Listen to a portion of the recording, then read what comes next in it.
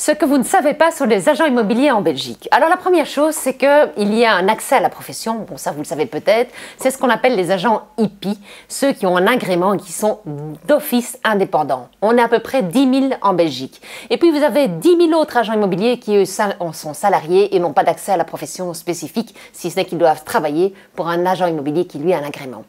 Alors il faut savoir que pour être agent immobilier, soit il faut suivre une formation, un bachelier ou à moins que vous ayez un master. Et c'est quelque chose qu'on en sait souvent très peu, c'est que pour beaucoup d'agents immobiliers, c'est un second métier. Ainsi, vous avez des économistes, comme Bibi en l'occurrence, des philosophes, des scientifiques qui sont devenus agents immobiliers par passion. On a également une obligation de formation continue de 10 heures par an. Bon, ça paraît peu, mais quand on est dans le feu de l'action, c'est toujours un plus et c'est nécessaire. Comme dans d'autres métiers, on doit se tenir informé, au courant des nouvelles réglementations. Et il faut reconnaître que le législateur est très créatif en Belgique, d'autant plus qu'on a 3 régions. Et en immobilier, 2 types de législation, la vente et la location. Ce qui m'amène à dire qu'on a un autre accès à la profession quand on est syndic. Également, ce sont aussi des professionnels de l'immobilier, mais ici, je voulais vous parler des agents immobiliers. Alors, que font-ils ou que faisons-nous? Nous ne passons pas notre vie aux terrasses ou à faire des visites comme mon très cher confrère Stéphane Plaza. Ça, ce n'est qu'une petite partie de l'iceberg. Donc, on peut recevoir 100 mails, 100 appels par jour. C'est un métier où on est vraiment dans le feu de l'action, 6 jours sur 7, parfois même 7 jours sur 7 pour certains d'entre nous. Bah oui, il faut accepter de travailler le samedi, hein. C'est comme les coiffeurs, autrement on ne fait pas ce métier-là. Voire parfois 15 heures par jour, ça peut être complètement dingue. On peut avoir des pics de demandes fortement importantes. Et il y a, la plupart du temps, les agents sont des agents qui sont mandatés. Alors en Belgique, on dit qu'on reçoit une mission par les vendeurs et pas par les acheteurs. En Belgique d'ailleurs, ce qui m'amène à la rémunération, l'agent immobilier est payé par le vendeur et pas par l'acheteur comme par exemple en France.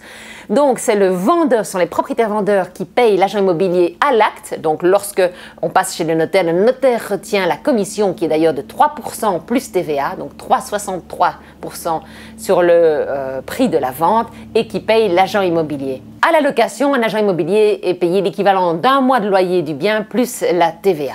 Alors combien gagne un agent immobilier? Je dirais que les bons agents vont avoir un chiffre d'affaires, hein, ce qui n'est pas son gain quand même, parce qu'il y a toujours une différence entre ce qu'on facture et in fine et ce qui reste.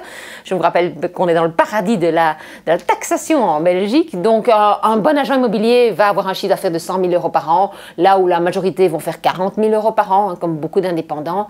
Et puis les excellents, ça peut monter jusqu'à 200 000.